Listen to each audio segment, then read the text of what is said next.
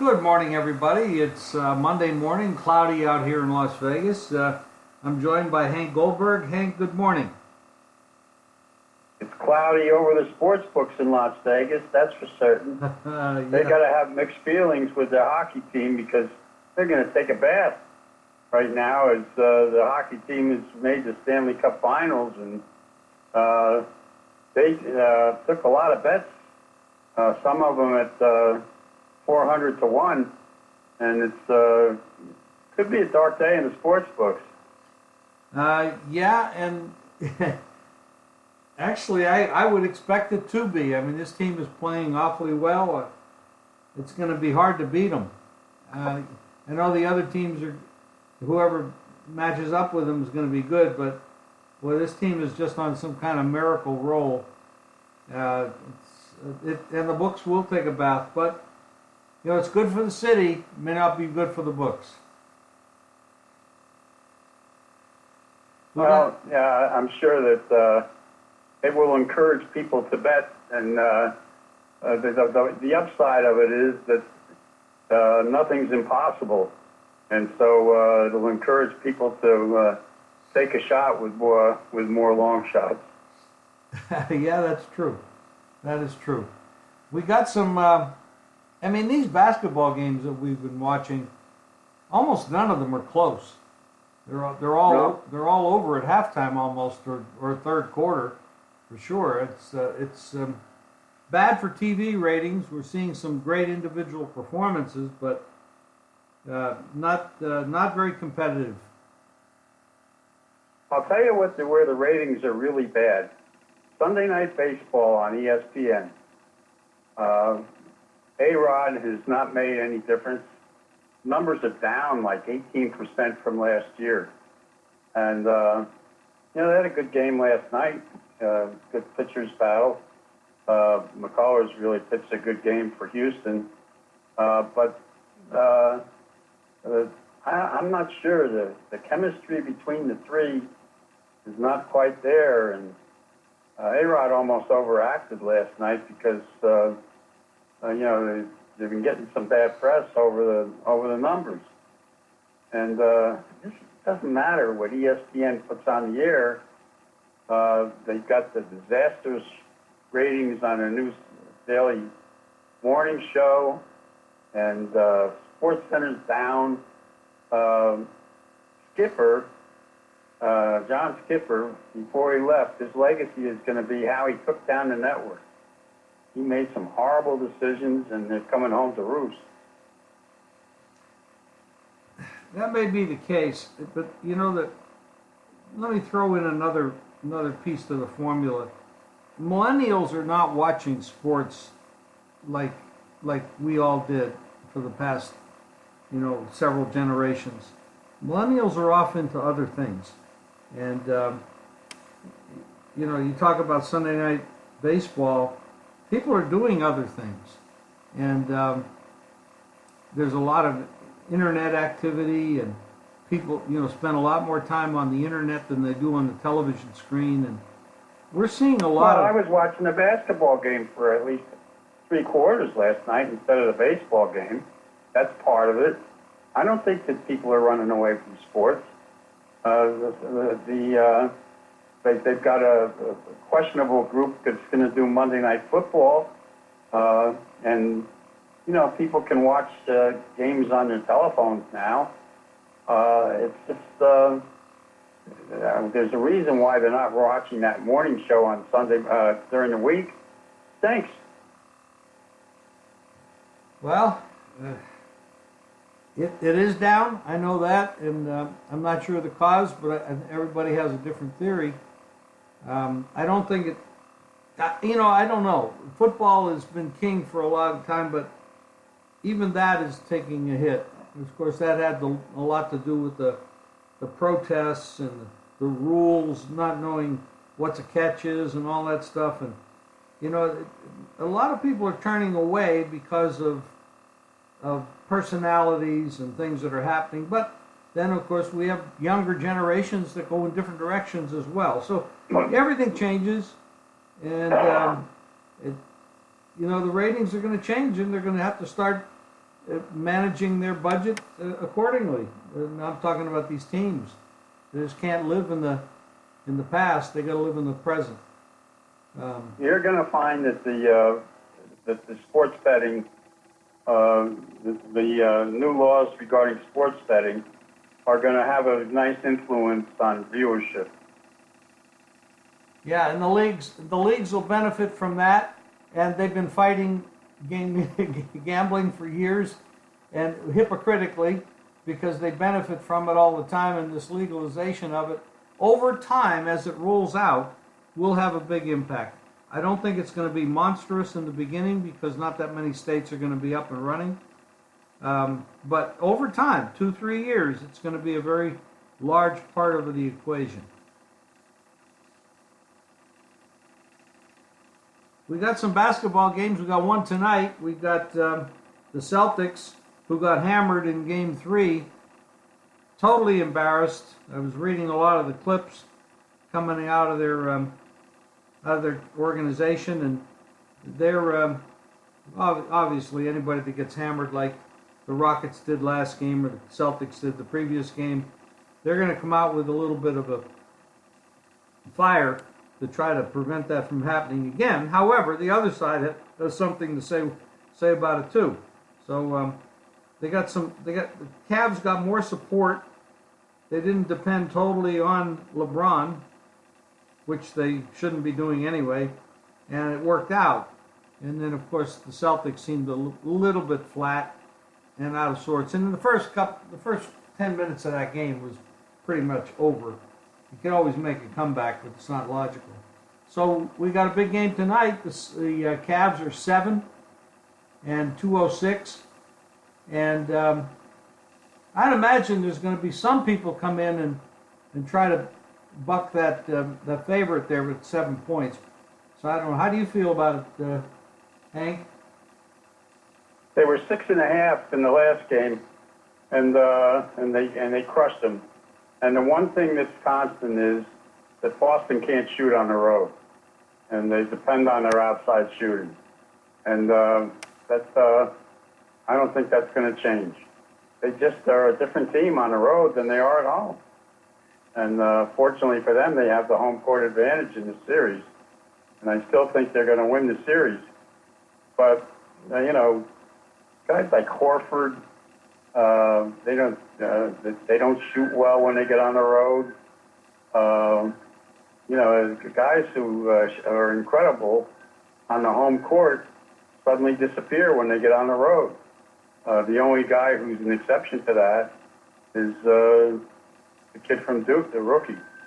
Kind of odd. So I don't see where they're going to make up a lot of that. Cleveland at home is a different team. But something, Cleveland defensively was great the other night at home. I don't know that lasts. We'll see. But they've got their outside shooting was much better at home than it was on the road. LeBron was really stimulated the whole ball club. He was a team player, and I just think I'm surprised that it's only 6.5 or 7 points. And after the way they excelled at home, like people don't seem to want to believe that the Celtics, who had one road win in the series against Philadelphia, it's just in the playoffs, it's been pretty consistent that they are a different team on the road. There's no question. That is the truth. The Cavaliers are, well, if you talk about burning money, you could do that with the Cavaliers. 15, 32, and 1 at home against the spread. That's not going to be very inspiring for people that want to go in there and lay 7. Now, granted, Boston's not that great on the road, but they're not that bad. 15, 32, and 1. A 31% cover rate. That's about as bad as it gets. Probably the worst record in all of NBA this past year. They've been a very bad point spread team all year. All games, 37, 57, and 2 against the spread all year long. So that slows down people when they see that, because they know Well, they're lazy and they're poorly coached. Well, when you look at Boston on the road, we talk about Boston being, now in the playoffs they have not been very good on the road. True.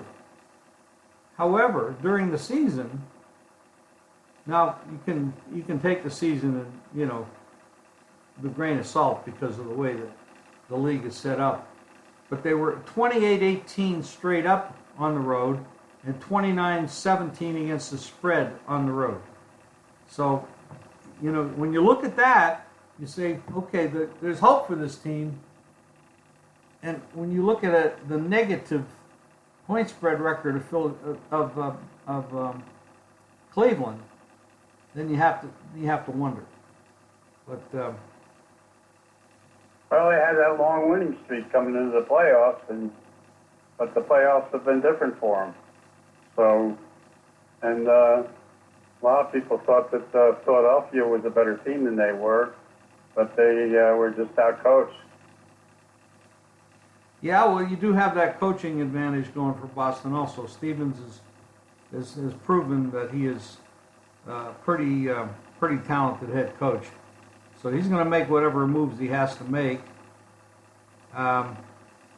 Should be interesting. All three games have gone under the total, which is kind of surprising, but nothing's been close.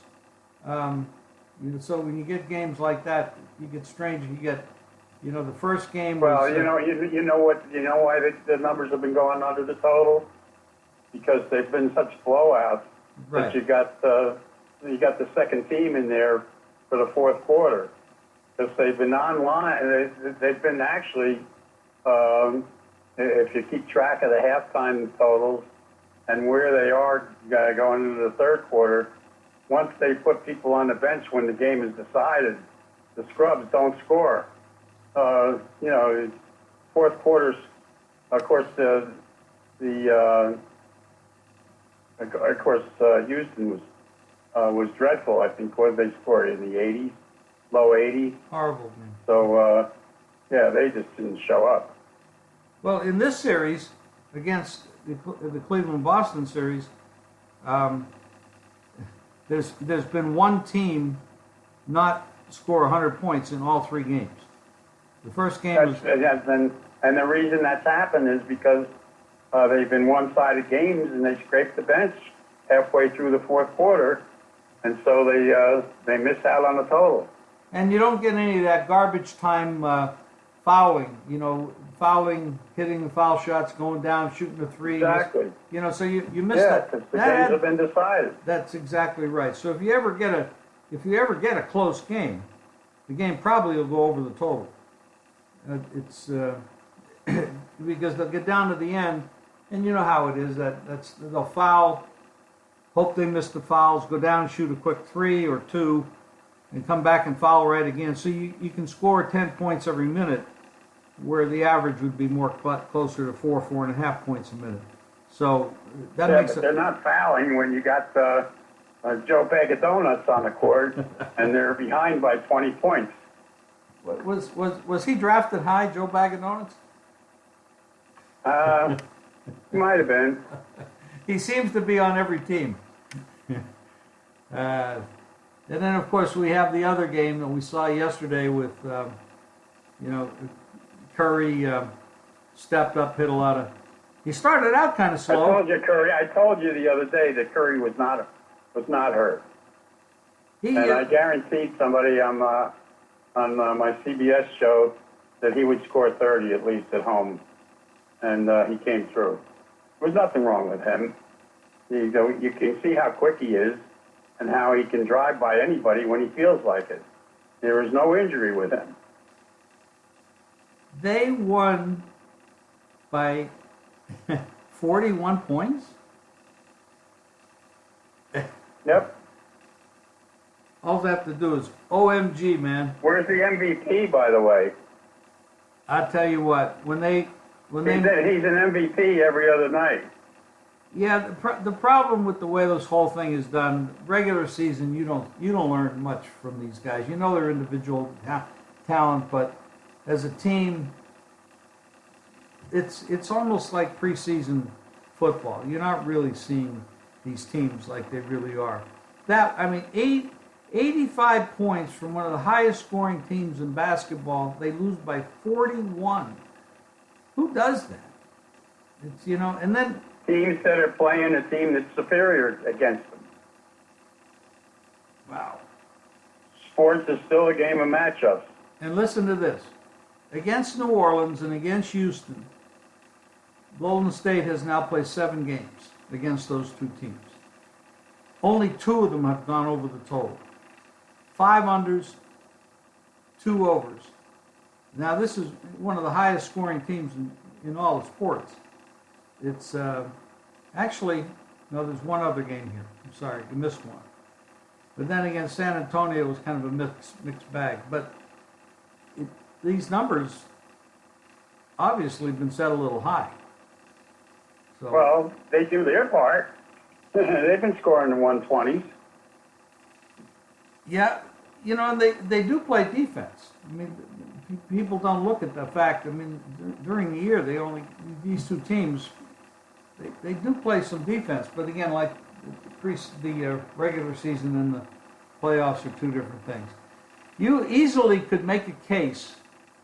A lot of people will make a case for these embarrassed clubs to come back with a very strong effort in this next game because they are pros, they are embarrassed, and even though there's a disparity between clubs, it's not that big ever. 41 points, just that doesn't happen. So Well, I'll tell you something about Houston. Their star backcourt guy has disappeared. Done nothing. Yeah. You're talking about CP3. Yeah. Yeah. Very interesting.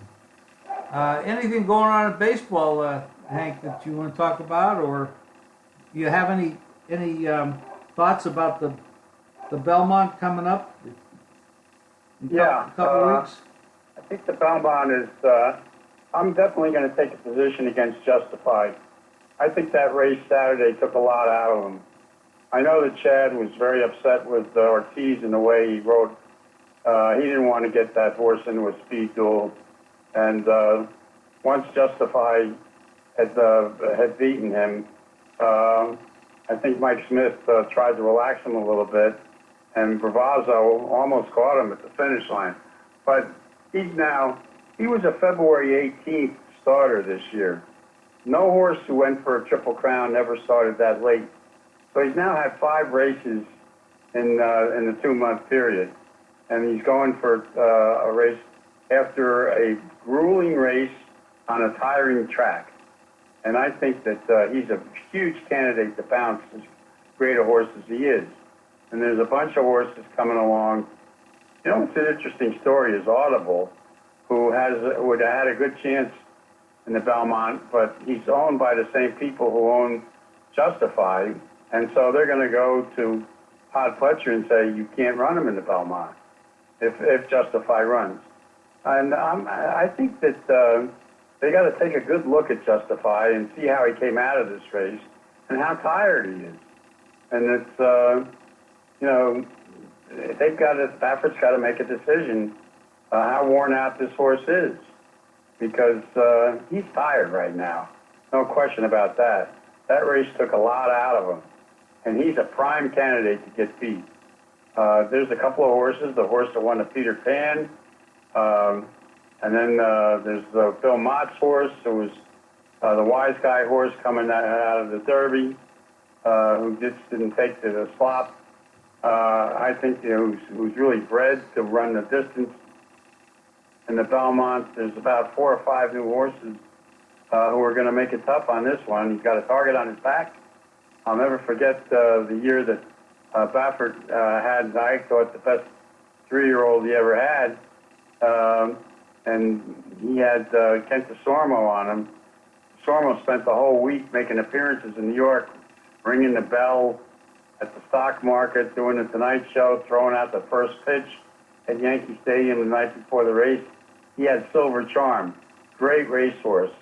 Mike Pegram was going to have a party, victory party at the hotel, and DeSormo messed up. He made a premature move on that long run down the backstretch, and he got beat. And Mike Pegram, who owned the horse, had the victory party anyway. He had prepared for it. It was one of the great parties I ever attended. But Favorite was steaming. I remember coming back to the hotel, and he was sitting in the lobby, and he was really upset with DeSormo because Silver Charm deserved to win the Triple Crown. He was the best horse. And the jockey's error lost it for him. But Mike Smith is a veteran guy, and he knows what to do with the horse. The question is, will he have enough horse left after a grueling race where this horse was all out to win on a tiring racetrack? All good points, and it does look like he is a candidate to bounce. And no way I'm going to bet him at 1-2. Oh God, no, not at those prices. Of course not. He definitely is a play against horse, especially at those prices. After everything you just said. Well, Hank, we continue with baseball and basketball until that race shows up, and of course you have races almost every week anyway. But go to jimfeist.com. Our plays are there each and every day, and I want to thank you, Hank, for today. I got to tell you something. I gave out a bunch of races on Saturday, and every one of them came in. Pick 6 paid 40 cents. It's almost embarrassing. But I did hit the pick 4 and the pick 5. So I collected enough money to make a profit, but it was, but all the favorites came in. They had so many scratches, and all the races except one came off the turf. It was a miserable day there. It was a shame. Yeah, it really, I hope the rain settles down there so they can dry out a little bit on the East Coast. Well, thank you, Hank. I'll talk to you again on Wednesday. Thank you much. All right, Jim.